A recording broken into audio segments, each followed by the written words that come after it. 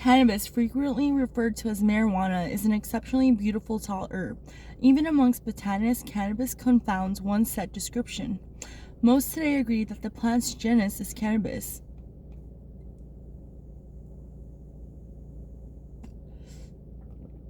And at least 3 distinct species, sativa, indica, and ruderalis, exist. According to an alternate classification, however, the genus is only one highly variable species, Cannabis sativa, with 2 subspecies, indica and ruderalis. Cannabis is an ornamental plant alone, is striking. The elegant leaf structures and sheer size of the plant are impressive. The aromatic qualities of the flowers are intense and very distinctive. Sativas are more likely to have a pleasing, sweet, flower-like scent, while indicas can be so musky and strong that the common term for their scent is skunk. For clarity, the herb referred to hereon will generally be pure sativa, a pure indica, or a hybrid cross of the two. Ruderalis has very little tetrahydrocannabinol content, but flowers in a very short cycle. Its only possible use is in the hands of a skilled breeder to introduce the short cycle trait to a line.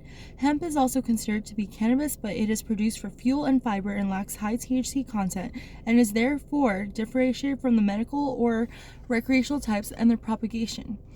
Cannabis varieties and their properties. Musicians and artists have known for centuries that ingesting cannabis can unleash their creative sides.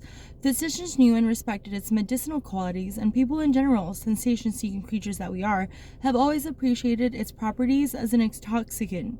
Due to the wonderful variety of strains within species, cannabis breeders today can work to emphasize desirable characteristics for whatever they wish. These characteristics can vary depending on a user's needs. New greenhouse technologies allow indoor growers to fix hybrid strains in 5 generations of 12 weeks each.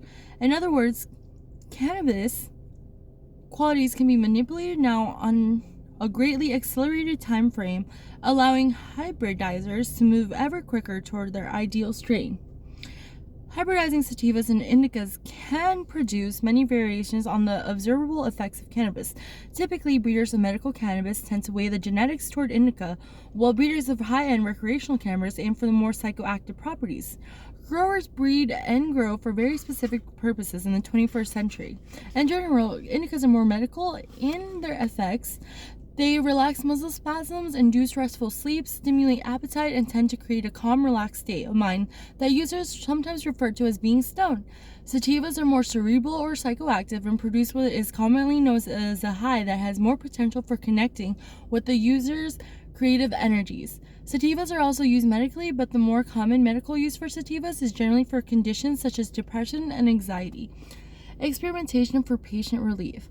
A good cross of sativa and indica can create a strain that can change the lives of patients with a chronic illness.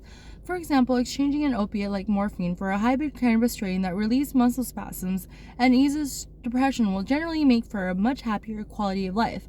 One benefit of the adaptable nature of cannabis is that a propagator can work with the patient's feedback and line breed a strain that is very specific to that individual patient's symptom relief. Some patients have what they call daytime strains that provide pain relief but allow the patients to remain alert and functional, and then a nighttime strain that is more relaxing and helps with sleep. All cannabis is not alike. A certain amount of experimentation and dialogue between propagator and patient are usually required to match the right cannabis to the patient's needs. All this experimentation and the patient's control over types and dosage may sound risky, and it's true that cannabis is a drug, but animal tests have proven that extremely high doses of the active ingredients in cannabis, cannabinoids, are needed to have lethal effect. The ratio of the amount of cannabinoids necessary to intoxicate versus the amount required to make a lethal dose is 1 to 40,000. To achieve a lethal overdose, you would have to consume 40,000 times more cannabis than you need to achieve intoxication. To help put this in perspective, note that the ratio for alcohol varies between 1 to 4 and 1 to 10. THC and its effects. You probably heard the initials THC in discussions of cannabis and its relationship to psychoactive properties. THC is a shorthand way to say delta-9-trans-tetrahydrocannabinol.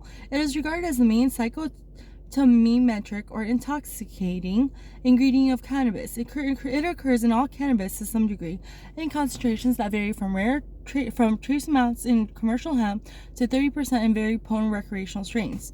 THC and other cannabinoids are produced significantly in only one place on the cannabis plant, inside the heads of the trichomes or the resin glands found on the flowers and the small leaves near the flowers called sugar leaves. The sugar leaf is so named because it usually has enough trichomes to sparkle like sugar crystals and affects users who ingest it either by smoking or eating the prepared leaf. Some cannabis is considered more potent than others, regardless of how much THC is present in the plant. The reasons for this are not fully known, partly because current research suggests that cannabis has far more distinctively different cannabinoids than originally suspected. Some have been identified, but not at all. Keep this in mind as you consider what you want to grow. Other cannabinoids and their properties. Currently, there are 66 identified cannabinoids, the class of compounds known to exist only in the cannabis plant. Although American research into the effects of cannabinoids is significantly impacted by the lack of legal availability of cannabis, a few of these compounds have been more widely studied than others. Unlocking the pharmacological secrets of cannabis relies on scientific understanding of the active ingredients of a chemically distinct family of interrelated molecules.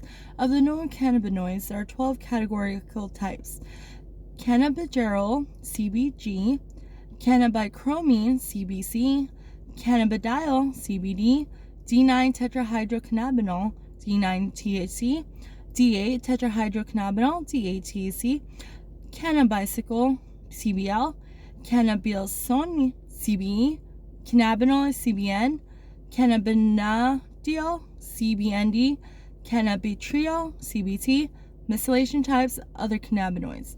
CBN or cannabinol is produced by the oxidation degradation of THC. It is suspected of increasing the power of certain aspects of what recreational users call the high, but probably is more desirable in high quantities only for medical use where it can help treat sleep disorders.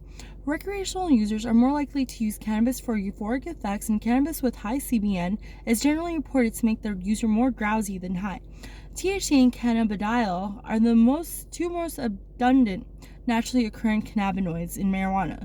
CBD has sedative, analgesic, and antibiotic properties and can induce a psychoactive effect by interacting with THC. Different blends of cannabinoids account for the varying psychoactive effects produced by distinct strains of cannabis. In general, cannabis users now use the term potency to describe the sum effects of the cannabinoids and the overall effects induced, not just the THC levels. Terpenes and their functions. Terpenes are a large and varied class of hydrocarbons produced primarily by plants like conifers and insects, though the latter is rare. The term terpene is derived from the word turpentine, which smells like conifer trees. Aromatic kitchen herbs like rosemary contain a particular terpene profile that gives them a distinctive flavor and aroma, as does the herb cannabis. Keep it simple. This little insert right here. The greenhouse seed company has started a breeding revolution by providing customers and anyone interested with terpene profiles of the resin of all its strains. The 2008-2009 seed catalog contains an example of this analysis, and the Greenhouse Seed Company website has the updated profiles for all strains. Check it out before you grow. Back to terpenes. Terpenes function as smell and taste molecules and are the major components of plant resin. The most prevalent terpene in cannabis sativa is known as myrcene. It is also present in high amounts in mangoes, hops, lemongrass, and flowering plants like verbena and myrcia. The complexity and variety of cannabis plants allows for a great variety in how the terpenes express themselves. Cannabis breeders have an almost endless palette of aroma and tastes to breed from and elaborate on. The importance of trichomes. Trichomes are tiny outgrowths of resins that form on the flower and sugar leaves of the cannabis plant. Although this plant is primarily using this resin to protect itself and its seeds from the environmental dangers, it is also the resin that contains the euphoric properties so attractive to humans. The trichome's adhesive resin forms a protective layer against destructive insects, prevents seed desiccation, and inhibits some type of fungal disease.